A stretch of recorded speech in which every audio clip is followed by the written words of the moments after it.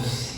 Amém? Louvado seja Deus, irmãos. Estamos mais uma vez na presença de Deus e ter a oportunidade de orarmos juntos, lermos a palavra de Deus juntos, louvarmos a Deus é muito bom. E nesse momento que Deus ministre aos nossos corações. O ano de 2020 foi bem diferente, né? Algumas pessoas mais jovens aqui, outras um pouco mais velhas, mas certamente nesse ano aconteceram coisas nunca vividas por esta geração, do mais novo ao mais velho. Não sei qual é a pessoa mais velha aqui, coitado, nem o mais jovem, mas certamente as coisas que vivemos esse ano foram bem singulares, foram dias complicados, foram dias difíceis, dias de perdas, dias de choro, dias de medo e dias de angústia. Mas esse ano está bem próximo do fim, né? E com o final do ano se aproximando, uma data muito especial se aproxima, né? E o tema da meditação nossa de hoje é esse: o Natal está chegando, né? E a pergunta que fica para nós é: será que o Natal pode trazer algo de bom num ano em que tantas coisas ruins aconteceram? Num ano marcado por pandemia, morte, crise, a nível não municipal, estadual, federal ou continental, mas mundial. Será que o Natal pode trazer alguma coisa de boa? E assim como nós estamos próximos do Natal, eu queria ler com você hoje um texto de um relato, né, de algo que aconteceu pouco antes do Natal, um pouco antes do primeiro Natal, alguns meses antes. Queria que você abrisse comigo a sua Bíblia em Lucas, capítulo 1. Nós vamos ler do verso 26 ao 38.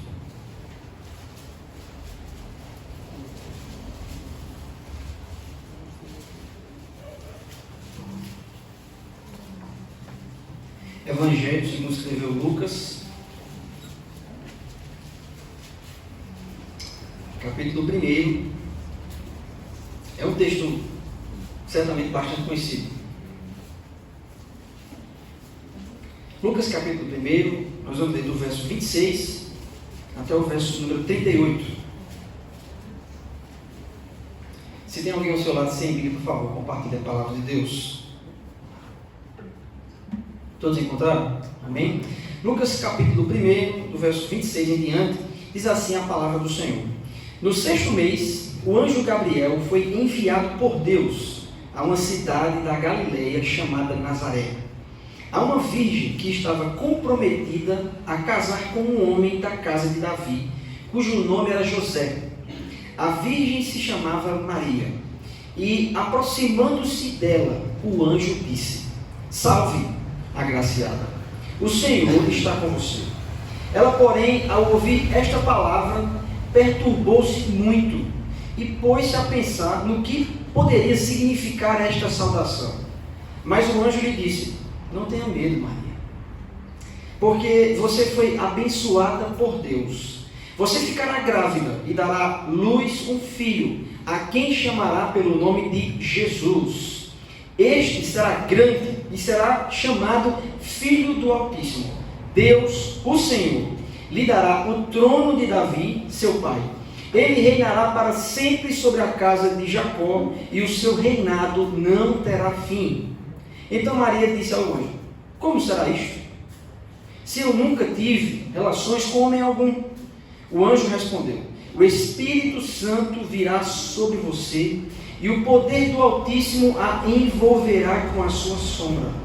Por isso, também o ente santo que há de nascer será chamado Filho de Deus. E Isabel, tua parenta, igualmente está grávida, apesar de sua idade avançada, sendo este já o 6º mês de gestação para aquela que diziam ser estéril, porque para Deus nada há impossível. Então Maria disse: aqui está a serva do Senhor, que aconteça comigo o que você falou. Então o anjo foi embora. Vamos orar? Pai, nós te louvamos e essa é a tua palavra. Aplique essa palavra aos nossos corações e que cada um de nós que estamos aqui nesta noite seja tão somente um terreno para que a boa semente da tua palavra possa entrar para trazer esperança para trazer alegria e conforto aos nossos corações nesta noite, no nome de Jesus. Amém. O médico Lucas é o evangelista dos detalhes, né? Esse registro e muitos do Evangelho segundo Lucas foram registrados apenas por ele. E todo o relato do Evangelho segundo escreveu Lucas foi fruto de uma cuidadosa investigação. Olhe comigo os versos 1, 2 e 4 de Lucas 1. Diz assim a palavra de Deus: visto que muitos já empreenderam uma narrativa coordenada dos fatos que entre nós se realizaram, conforme nos transmitiram os que desde o princípio foram deles testemunhas oculares e ministros da palavra de Deus, igualmente a mim pareceu bem, depois de cuidadosa investigação de tudo desde a sua origem, dar-lhe por escrito, excelentíssimo Teófilo, uma exposição em ordem, para que você tenha plena certeza das verdades em que foi instruído. Esse é o relato de Lucas, né? O volume 1, na verdade, porque Lucas ele escreve um livro que tem duas partes, Evangelho segundo Lucas e Atos dos Apóstolos. E ele escreve os dois para esse homem que ninguém sabe quem foi. Não sabemos se Teófilo era uma autoridade, era um amigo de Lucas. A única coisa que sabemos é que Lucas tinha um extremo respeito por ele e o cuidado de alguém que queria ter a confirmação ou dar a confirmação de que a história de Jesus era verdadeira. E aqui, irmãos, nesse relato, nós temos uma situação inusitada. Do verso 28 ao verso 30, nós temos a introdução deste encontro, né? Afinal de contas, essa é uma situação inusitada, porque não é todo dia que um anjo, e não qualquer anjo, se encontra com uma jovem. Isso não acontece todo dia, não é? E quem são as pessoas que estão aqui? Primeiro, há uma jovem chamada Maria. A Bíblia diz que ela era virgem, ela nunca tinha tido conhecido o varão, como diz a palavra. Mas a Bíblia diz que ela estava prometida em casamento a um homem chamado José. E naquela época, ela é um pouco diferente dos dias de hoje, né? Hoje, nós temos os relacionamentos, né, entre um casal que nós chamamos de namoro, noivado e casamento, né? Mas nessa época havia uma espécie de noivado que não era um noivado como nos nossos dias, era um pouco mais sério. É tão tal que quando uma pessoa era prometida a outra, quando uma mulher era prometida a um homem, se por algum acaso não pudesse haver o casamento, teria que haver uma espécie de divórcio. Então, apesar de não ser um casamento, era quase um casamento, era extremamente sério. E a Bíblia diz que Maria estava prometida em casamento a esse homem chamado José. E o outro personagem da história é o anjo Gabriel. Interessante que a Bíblia fala de muitos anjos, mas a Bíblia só cita anjos pelo nome de dois. Eles aparecem, os dois, inclusive, no livro de Daniel. Quem sabe quem são o nome dos dois? Gabriel e Miguel. Então, perceba que esses anjos, eles são citados pelo nome. E Gabriel foi o anjo que anunciou a Isabel que ela ficaria grávida de João Batista. E foi o anjo que anunciou a Maria que ela ficaria grávida de Jesus. E ele chega e faz uma saudação, não é? Ele diz: salve agraciada, no verso 28. O Senhor está com você, ou o Senhor está contigo. A palavra salve era uma saudação comum naquela época. Era a mesma coisa dizer um oi, dizer um olá, né? Mas ele usa uma palavra que para Maria seria um pouco incomum, porque ele diz salve agraciada. O que é uma pessoa agraciada? Alguém que recebeu um favor, que recebeu um presente. Naquela época, naquela sociedade, as mulheres elas tinham uma posição social inferior aos homens, consideravelmente comparando com os dias de hoje. E não era comum uma mulher ser tratada nessas palavras, agraciada. Homens eram tratados assim, mas mulheres não, ainda mais essa jovem. Imagine, Nazaré era uma vila de aproximadamente, dizem os estudiosos, 1000 pessoas. Uma vila pequena. Pelos estudos, os estudiosos dizem também que Maria tinha cerca de 15, 16, 17 anos, não mais do que isso. Era uma jovem, era uma moça. Então, aquele encontro certamente deixou ela perturbada. Mas o anjo disse que Deus estava com ela. Gabriel chegou e disse: Deus está com você. A presença de Deus está com você. E pobre Maria, ela ficou confusa. O texto diz que ela ficou perturbada. E quem de nós não ficaria, né? Afinal, era uma pessoa de 15, 16, 17 anos, e aparece um anjo na frente dela e diz essas palavras. Então ela ficou, não estou entendendo nada. né? Ficou perturbado, o que é que aquilo poderia significar, com um pouco de medo. É tão tal que o Gabriel vai dizer a ela, não tenha medo. Talvez ela pensou em dar uma carreira, ou sair correndo, com aquela visão, com aquela aparição, mas o diálogo seguiu. Gabriel chega para ela, faz essa saudação, e o diálogo segue. E quando nós olhamos, irmãos, as palavras que Gabriel disse para ela, a partir do verso 30, nós podemos perceber algumas coisas. E a primeira delas é essa: Deus faz coisas grandes. Deus faz coisas grandes. Olhe comigo o verso 30 em diante, de Lucas 1, diz o seguinte: mas o anjo lhe disse, não tenha medo, Maria, porque você foi abençoada por Deus. Você ficará grávida e dará à luz um filho, a quem chamará pelo nome de Jesus. Irmãos, na Bíblia, especialmente na Bíblia, os nomes são coisas importantes na vida das pessoas. Os nomes, na verdade, trazem um significado que tem relação com a vida da pessoa. E aí podemos citar dois exemplos que, para mim, na Escritura, são muito marcantes. José do Egito, né, sofreu muito quando foi vendido pelos irmãos como escravo para o Egito. A Bíblia diz que lá ele prosperou, casou com uma mulher e teve 2 filhos. E quando o primeiro filho nasceu, a mulher pergunta qual vai ser o nome da criança. E ele José responde, Manassés. Porque o nome Manassés significa Deus me fez esquecer das minhas aflições. E aí pouco depois nasceu uma outra criança, um menino. E José disse, eu vou chamá-lo de Efraim. Porque o nome Efraim quer dizer, Deus me fez prosperar em terra estrangeira. Então os nomes têm muito significado. Não simplesmente se colocava nomes aleatórios. E perceba que o anjo Gabriel, ele indica um nome pelo qual Maria deveria chamar seu filho. Ele diz, olha, você vai chamar ele de Jesus. Sabe o que quer dizer o nome Jesus? Quer dizer, Deus salva. Ou Javé é salvação. O nome daquela criança deveria ser Jesus, e ele indica isso. E isso está totalmente em linha com o ministério de Jesus, porque em João capítulo 12, Jesus pregando certa vez, ele disse aos seus discípulos, porque eu não vim julgar o mundo, mas eu vim para salvar o mundo. Por isso que ele se chamava Jesus. Mas Gabriel prossegue, e ele diz o seguinte, mais, no verso 32, este será grande e será chamado Filho do Altíssimo. Deus, o Senhor, lhe dará o trono de Davi, seu pai. Ele reinará para sempre sobre a casa de Jacó, e o seu reinado não terá fim. Perceba que Gabriel vai dizer que esse Jesus não era mais uma criança apenas. Não era só mais uma criança que viria ao mundo. Era uma pessoa especial. Esse Jesus, ele seria o Filho do Altíssimo. E o Altíssimo aqui é Deus, o Criador de todas as coisas. E ele diz também que essa criança que vai nascer será o rei.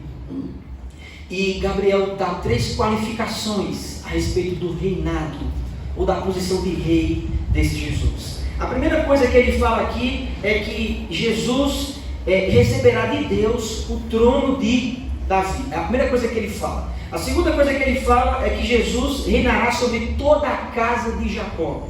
E a terceira coisa, ele diz que o reinado desse Jesus não terá fim. Então pensemos um pouco, o que o anjo quis dizer quando falou que Jesus herdaria o trono de Davi? Sabe quem foi Davi? Somente o maior de todos os reis de Israel. O maior, o mais lembrado, a figura mais importante de todos os reis que passaram, e foram muitos. Gabriel diz que Jesus receberá o trono do seu pai Davi. Receberá o trono do rei mais importante do povo de Deus na história da Escritura. Mas ele diz também que ele vai reinar sobre toda a casa de Jacó. O que isso quer dizer? Quem foi Jacó? Jacó é o pai dos patriarcas que dão os nomes das tribos de Israel. As tribos de Israel são 12. E os nomes das tribos são exatamente os nomes dos filhos de Jacó. Na verdade, e dos 2 filhos de José. Tem um pequeno ajuste lá, mas são 12. Então quando o anjo diz, olha, ele reinará sobre toda a casa de Jacó, Gabriel está dizendo que Jesus vai reinar sobre todo o povo de Deus. Não vai ficar como o reino do sul e o reino do norte, depois da divisão com os filhos de Salomão. Não vai chegar um rei que vai ficar com o reino do sul, outro com o reino do norte, não. Esse rei que irá chegar, irá reinar sobre toda a casa de Jacó, todo o povo de Deus. E a última coisa que ele fala, ele diz que esse reinado é para sempre. Esse rei que viria não iria reinar um tempo e depois seu reinado iria acabar, como aconteceu com Davi. Gabriel diz a Maria que esse Jesus reinaria eternamente e o seu reinado jamais teria fim. E é interessante, irmãos, que quando nós olhamos a Escritura, né, nós vemos que por meio de Davi, Deus já havia prometido um rei. É tão tal que na época de Jesus, as pessoas acreditavam que o Messias seria o filho de Davi. As pessoas acreditavam nisso, porque na Escritura era muito claro. E eis a profecia que o profeta Natan disse a Davi, pouco antes da construção do templo. Natan recebeu uma palavra do Senhor e disse: vá lá dizer essas coisas ao meu servo Davi. E aí Davi recebeu essa profecia de Deus: olha, você não vai construir o templo, quem vai construir o templo é um filho seu. Mas lá pelo final da profecia, em 1 Crônicas 17, Natan disse o seguinte: quando se cumprirem os seus dias, falando com Davi, e você for para junto de seus pais, isto é, morrer, então farei surgir depois de você o seu descendente, um dos seus filhos, e estabelecerei o seu reino. Este edificará um templo para mim, e eu estabelecerei para sempre o seu reino. Eu lhe serei por pai, e ele me será por filho. Não tirarei dele a minha misericórdia, como a retirei daquele que foi antes de você, Saul. Mas eu o confirmarei na minha casa e no meu reino para sempre, e o seu trono será estabelecido para sempre. Amém. E pouco depois desses versículos, que foi do 11 ao 14, 1 Crônicas 17, Davi faz aquela oração a Deus e diz assim: Senhor, quem sou eu e quem é a minha casa, para que dissesses coisas tão maravilhosas? Que assim se cumpra, Senhor, a tua palavra. Que tu guardes a minha casa e estabeleças a minha casa para sempre. Mais de 1000 anos antes de Davi até Maria, até Jesus, 1000 anos, Deus fez uma promessa incrível: ele enviaria um rei.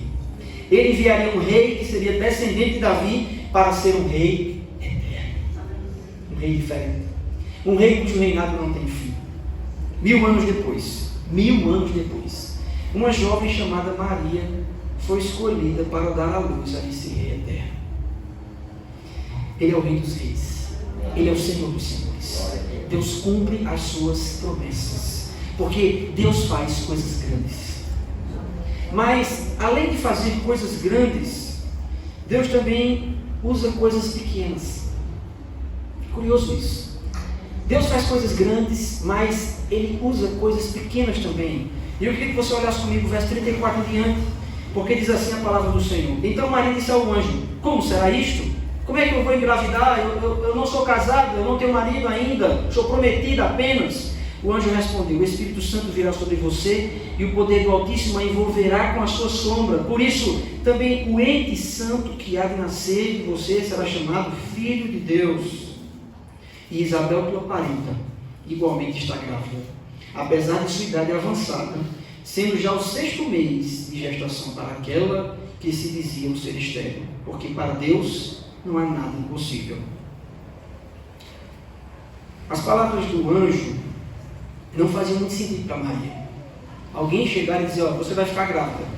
Ela nunca tinha conhecido um varão, ela não tinha ainda iniciado o seu matrimônio com José, então não fez sentido. Ora, como assim eu vou ficar grávida? Mas o anjo diz: para Deus nada é impossível. Deus consegue gerar uma vida numa virgem, e foi isso que Deus fez. E para enviar o seu filho ao mundo, o Filho do Altíssimo, Deus escolhe uma jovem, uma moça, que estava prometida a um carpinteiro, que morava numa vila de mais ou menos 1000 pessoas, chamada Nazaré. Nada de pompa, nada de luxo, nada de riqueza. Esse foi o cenário que Deus montou para que o seu Filho, o Deus eterno, chegasse. E isso está totalmente conectado com o que Paulo fala na sua primeira carta aos Coríntios, bem no começo, no final do capítulo 1, porque falando com aqueles cristãos de Corinto, Paulo diz assim, ele vai falar sobre, olha, longe de nós nos gloriarmos, sabe por quê? Porque Deus escolheu as coisas loucas deste mundo, diz Paulo, para envergonhar os sábios. Ele escolheu as coisas fracas do mundo para envergonhar os fortes. Deus escolheu as coisas humildes do mundo e as desprezadas e aquelas que não são para reduzir a nada os que são. A fim de que, com que propósito Deus fez isso? A fim de que, diz Paulo, ninguém se glorie na presença de Deus. Porque como diz a Escritura, tem uma coisa que Deus não divide com ninguém. E isso é a sua glória. Por isso Deus faz isso. Por isso Ele pega coisas pequenas para fazer coisas grandes. Ele usa coisas simples. E um exemplo que podemos ver, que é citado pelo anjo, é o exemplo de Zacarias e Isabel, cuja história é relatada nos versículos anteriores ao texto que nós lemos. O começo de Lucas 1 é exatamente a história de Isabel e Zacarias. Eles não são um casal ilustre, né? Não estamos falando, né, para dar um exemplo nos nossos dias, do príncipe William e da princesa Kate Middleton. Não. Zacarias é um sacerdote e Maria é uma mulher estéril e os dois são velhos. Essa é a história. Né? Nada de pompa, de novo. Deus escolheu Zacarias e Isabel, um casal de velhos, um sacerdote e uma mulher estéril, para enviar o seu grande e último profeta, João Batista. O homem que iria preparar o caminho do Senhor. Veja que coisa. Quando Gabriel foi falar com Zacarias e Isabel, Gabriel disse assim, está aí no verso 15 ao 17: pois ele, o filho de Isabel, com Zacarias, será grande diante do Senhor, não beberá vinho nem bebida forte, e será cheio do Espírito Santo já desde o ventre materno. Ele converterá muitos dos filhos de Israel ao Senhor seu Deus, e irá diante do Senhor no espírito e poder de Elias, para converter o coração dos pais aos filhos, converter os desobedientes à prudência dos justos e habilitar para o Senhor um povo preparado.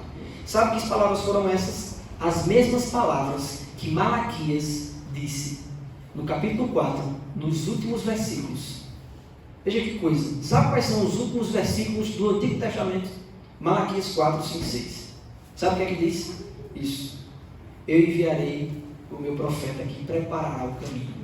Ele virá no poder de Elias. Então perceba que Malaquias, 400 anos antes de Gabriel falar com Zacarias e com Isabel, o profeta Malaquias diz: virá um profeta para preparar o caminho do Senhor. E aí Deus escolhe Zacarias e Isabel para mandar esse menino. E certa vez, João Batista, depois de batizar Jesus, estava preso e ele ouviu das coisas que Jesus fazia. E ele chegou para os discípulos dele e disse assim: olha, vai lá e pergunta se ele é o Messias ou se a gente espera outro ainda. E aí o discípulo de João vem falar com Jesus. E aí Jesus diz assim: diz uma coisa a João: os cegos veem, os surdos ouvem, mortos ressuscitam, porque o Messias já chegou. Amém. E aí os discípulos voltam para João. Mas o texto continua e depois que os discípulos saem, Jesus fala com os seus discípulos que ficaram. E ele diz assim, lá em Lucas 7: o que vocês foram ver? Um homem vestido de roupas finas, falando de João Batista. Vocês foram ver o que lá no deserto? Um homem vestido de roupas finas. Os que vestem roupas finas vivem nos palácios reais, moram em palácios.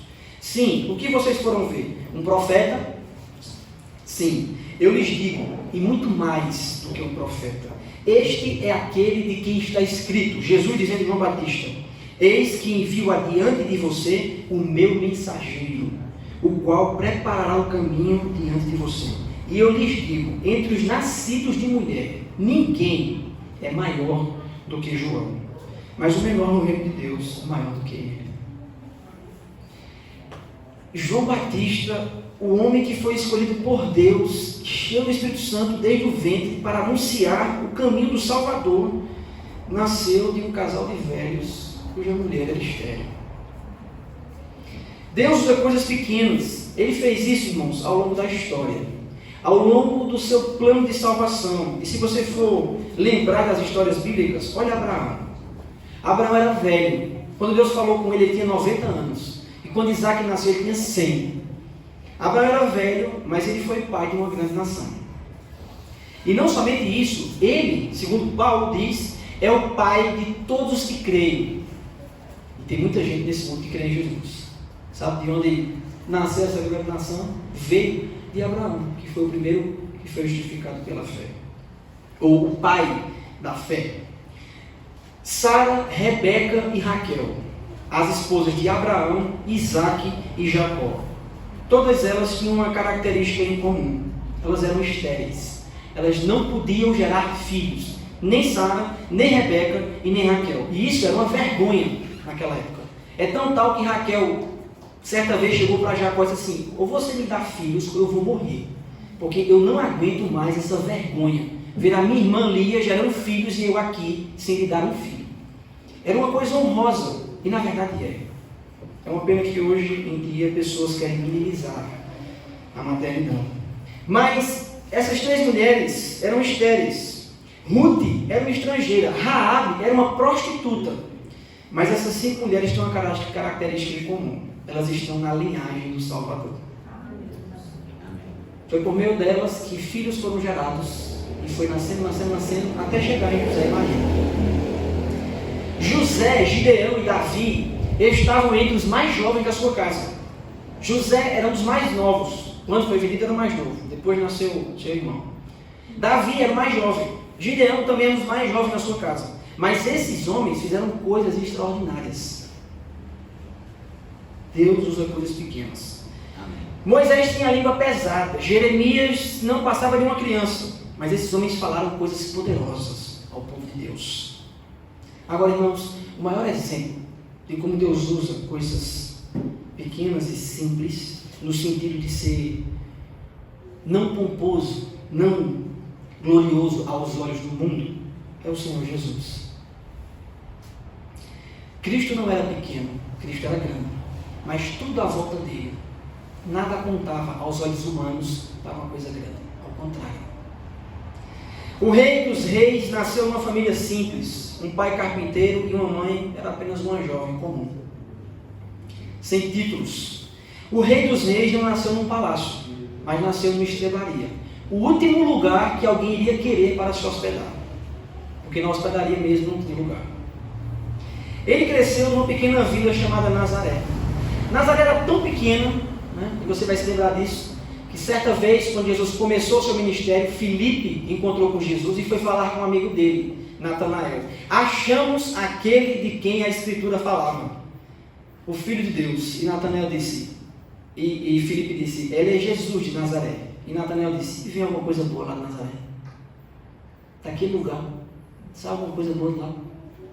Pois é, Jesus cresceu naquele lugar. Viveu uma vida simples, desapegada das coisas do mundo, sem posse e sem mansões. Foi servo de todos. O Rei dos Reis fez a sua última entrada em Jerusalém, não montado num cavalo branco, mas montado num jumentinho.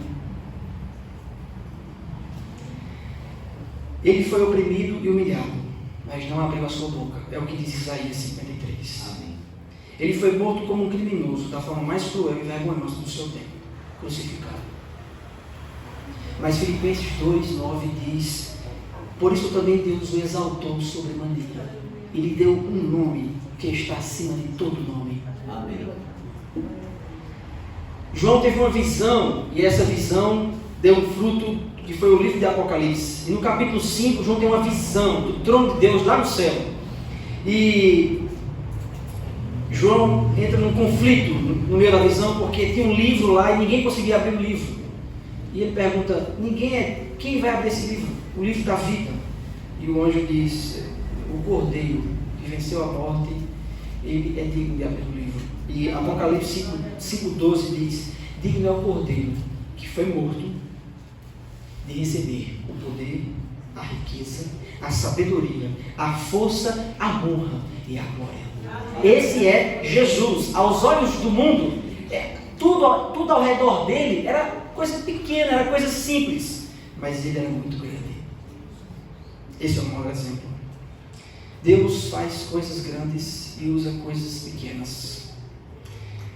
E quando nós pensamos nessas coisas que Gabriel disse, nós, irmãos, temos que parar e pensar se realmente nós estamos sendo como Maria, e que nós sejamos como Maria. Sabe por quê? Porque depois que ele disse tudo isso, no finalzinho da nossa leitura, no verso 38, diz assim, então Maria disse, aqui está a serva do Senhor, aqui está a tua serva, Senhor. E ela diz, que aconteça comigo tudo o que você falou. Eu estou à disposição para fazer a vontade de Deus.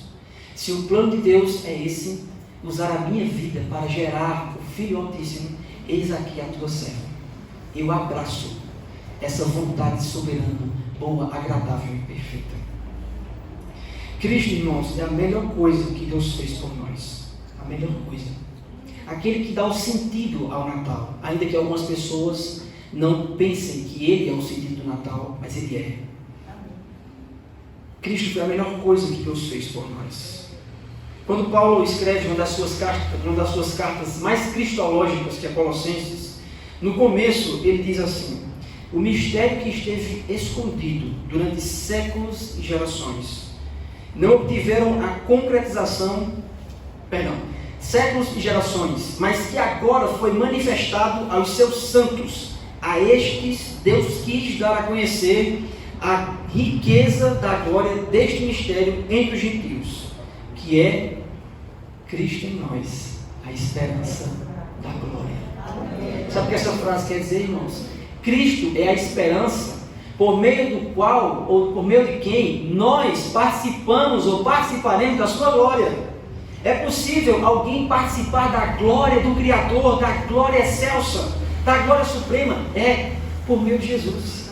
Cristo em nós, Cristo em você, é a esperança de participarmos da glória de Deus. Cristo foi a melhor coisa que Ele fez por nós.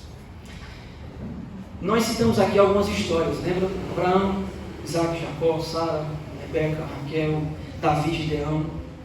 E a chamada galeria dos heróis da fé, que é Hebreus capítulo 11, o autor ele encerra essa seção, que nós chamamos de os heróis da fé, da seguinte forma, em Hebreus 11, 39 e 40.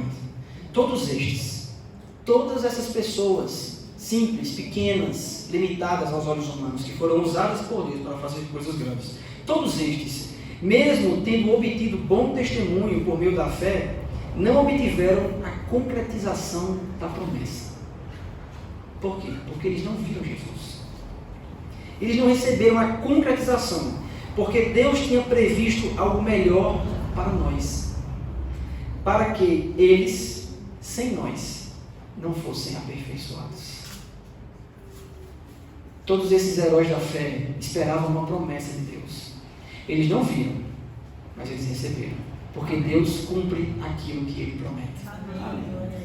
E aí, irmãos, quando nós lemos o final do capítulo 11, a seção da galeria dos heróis da fé, e você vai começar o capítulo 12, aí tem o que o autor aos Hebreus diz, que nós devemos fazer. Quando a gente olha todas essas histórias, tudo que Deus faz, todas as coisas grandes que Deus fez usando pessoas pequenas, Hebreus 12, 1 e 2 diz assim: portanto, também nós, visto que temos a rodear-nos tão grande nuvem de testemunhas, livremo-nos de todo o peso e do pecado que tão firmemente se apega a nós, e corramos com perseverança a carreira que nos está proposta, olhando firmemente para o autor e consumador da fé, Jesus, o qual, em troca da alegria que lhe estava proposta, suportou a cruz, sem se importar com a vergonha, e agora está sentado à direita do trono de Deus. Tudo o que devemos fazer, irmãos, é olhar para Jesus. Perceba que quando você está caminhando, você tem que olhar para a estrada, porque senão você tem o risco de tropeçar. Mas com Jesus não. Se nós olharmos para as circunstâncias, aí a gente tropeça. Curioso isso, mas é assim. Mas quando nós olhamos para Jesus, que é o autor e consumador da nossa fé, todas as coisas são possíveis, porque Jesus conseguiu. Jesus suportou a cruz, e na sequência do capítulo 12, o autor aos Hebreus diz: vocês também podem suportar, porque Deus é poderoso para sustentar vocês. Temos que olhar para Jesus, olhar para Cristo. E a pergunta é: será que o Natal pode trazer algo de bom num ano tão cheio de coisas ruins? A resposta é sim. O Natal está chegando. E com a chegada do Natal, nós somos lembrados e consolados com essa verdade. Jesus já veio. E não precisamos de mais nada. Sabe, irmãos, todos nós enfrentamos nossos dias difíceis. O autor de Eclesiastes, o sábio Salomão, disse: olha, tem dia de chorar e dia de rir, de alegria. Tem dia que você perde, tem dia que você ganha. Essa é a nossa existência. Essa é a existência, como ele disse, debaixo do sol. E certamente nós passamos por dias difíceis. Agora, se nós olharmos para Cristo e encontrarmos nele a nossa suficiência, nada nos abalará. Se você não tem o salário que você queria ter, Cristo é suficiente para você. Se você não tem o marido ou a esposa que você quer ter, Cristo é suficiente para você. Se você não tem aquele emprego ou aquela posição no trabalho que você queria ter, Cristo é suficiente para você. Se você não tem aquele curso ou aquela faculdade ou aquela pós-graduação que você tanto quer, Cristo é suficiente para você. Se você não tem a saúde que você queria ter, Cristo é suficiente para você. E ainda que todas as coisas pareçam cair ao nosso redor, mortes em meio a uma pandemia, Cristo é suficiente para você. O Natal está chegando. Jesus nasceu, o Salvador, o Rei eterno. Encontre consolo, esperança, força e fé para seguir adiante, olhando para o autor e consumador da fé, Jesus, o Salvador. Amém? Vamos orar mais uma vez? Senhor, nós queremos te louvar e te agradecer, Pai, por tão grande salvação, porque está chegando o Natal e nós temos a oportunidade, mais uma vez, de sermos lembrados do consolo do Evangelho que fala que tu enviaste o teu Filho ao mundo para nascer num lugar simples, numa família simples e viver uma vida simples, mas para providenciar uma grande salvação para nós. E é por meio dele que nós obtemos toda a glória.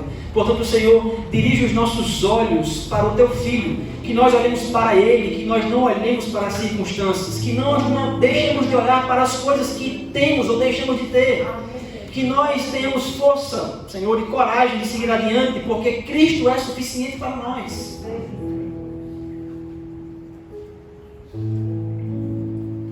Nada mais é preciso. Nós já temos tudo. Às vezes é difícil crer nisso, viver isso, mas é o que temos que fazer. Opera em nós essa vida de confiança e de depósito única e exclusivamente suficiente no teu Filho Jesus. Consola os corações de todos os meus irmãos e irmãs queridos que estão aqui neste lugar agora. Consola os corações daqueles que estão em casa, que não podem estar aqui, ou talvez poderiam e não desejaram estar aqui. Vai ao encontro deles. Vai ao encontro daqueles que estão enfermos, que estão em dificuldades. E abençoa todas as pessoas que por acaso, na verdade, pelo teu propósito, não por acaso, todos aqueles que pelo teu propósito irão assistir essa mensagem na internet depois. Ministra poderosamente a cada coração, assim como tu fizeste comigo e com cada um dos irmãos e irmãs que estão aqui neste lugar, nesta noite. Essa é a nossa oração. Oramos a ti, no nome precioso de Jesus, teu Filho amado, nosso Salvador, que vive e que reina para todo o sempre, eternamente.